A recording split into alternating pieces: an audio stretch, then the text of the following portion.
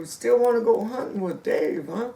Well, today, my friends, I want to talk about always being prepared to go to get one. You know, that's the thing. As many times I've been out in the woods and walked right up to a bull elk and that, and I wasn't prepared. You know, they have many guns these days have that nice fancy strap, you know, and you strap your gun right there on your back, and that's the worst place you ever want to carry your gun, you know.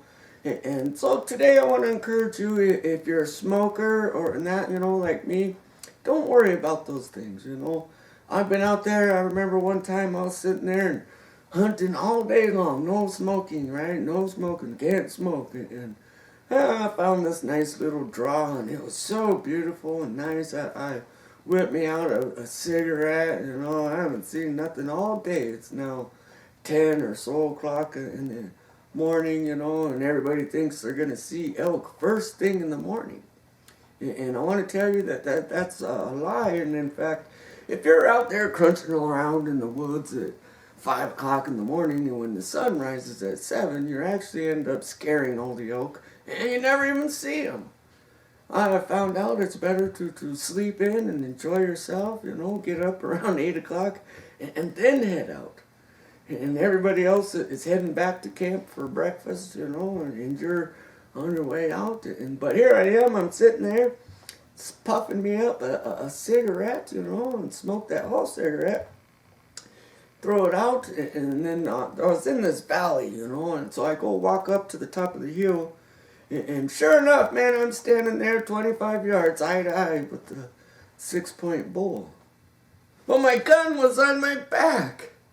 And so, man, I had to whip my gun around, and it was that action of fast movement to whip my gun around. Man, he bolted off like a thoroughbred racehorse right through the woods, you know. And that's the thing with elk. They are like ghosts. They could literally be standing there staring at you 10 feet away, and you wouldn't even know it. And they won't move or run off or be scared until you make eye-to-eye contact with them. And as soon as you look at their eyes or make contact with their face, they busted, and boom, they're gone, right, out into the woods. And so you got to always be ready, always be prepared to get one, at no matter what, when it is. So if you're planning on packing up and coming to Colorado to go hunting with Dave, and you're like, what should I bring for food? Well, I got the answer for you. You just bring $5,000 cash, and you give it to Dave, and I'll take care of all the rest. And then if you want to just ignore what Dave has to offer, well, you can pack up your own food. And everybody and most women, what do you guys eat when you go elk hunting? Well, we eat elk hunting food, right? And so you got all your beans and stew, like your Danny Moore stew, and lots of beans, but and all that, man, really gives you an upset stomach. And all of a sudden you got cow pies all around that camp, you know, and everybody's like walking around these landmines because couldn't make it to the woods. And man, if I was camp cookie, you know, I'd be ribeye steak, right? You have a couple ribeyes, you have a couple things like that. Good high protein, and really the best thing to eat at that high altitude, because you're going to get altitude sickness. Altitude sickness is a heavy-duty headache, kind of makes you feel nauseous. You can't eat, you don't have an appetite. And when you don't have an appetite, you're not eating, you're kind of getting weaker. And then you begin to get dehydrated. And all that makes you really sick and makes the trip terrible. Eggs. Bring lots of eggs. Eggs are very light on your stomach, good protein, but they're light on your belly. And you can eat them very well. So you're going to bring lots of eggs, usually lots of bacon, and I always recommend some couple ribeye steaks. But remember, you're only going to be there 4 nights or whatnot, so plan 4 meals, but easy cooking meals. You know, you're out there working in the woods, walking around. The last thing you want to do is come home or to camp and cook a 45-minute meal, you know. And it's hard to cook in the mountains because of the high altitude. It takes longer to cook things.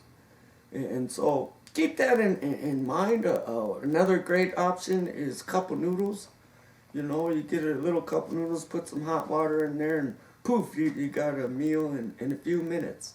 And so that's what you want, is things that are easy to clean up after you're done eating, you know, keep it simple. Keep it simple, you know. Or you could be like my dad, who's Mr. Frugal, man. My dad is so Mr. Frugal that he's the repurposer of all repurposing things. In fact, check it out, man. You take a stool and you can make a table. Just like that.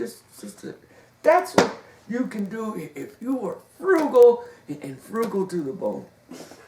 Right?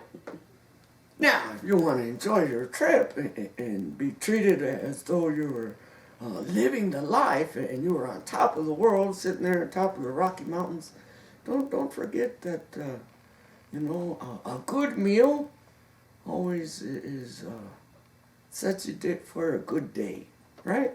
Now, I remember this time, and speaking of frugal, man, I went hunting with the Grandpa Lynn, right? And this guy, he was the world's greatest hunter, although he had a little bit of moral issues. Remember this time we're driving down the road, right? And we're just cruising along, and man, here's this elk sitting right there on the top of this mountain, right next to the road, and get out, and the car real nice and slow, you know, leaning over the back of the truck and have a nice rest, and pow, got that thing. Boy, that elk is starting to stagger, you know. Hey, Lynn, back that truck up. And he backed that truck up and burp, burp, burp, burp, boom, right in the back of the truck, man. And that's how it is when you go hunting with Dave.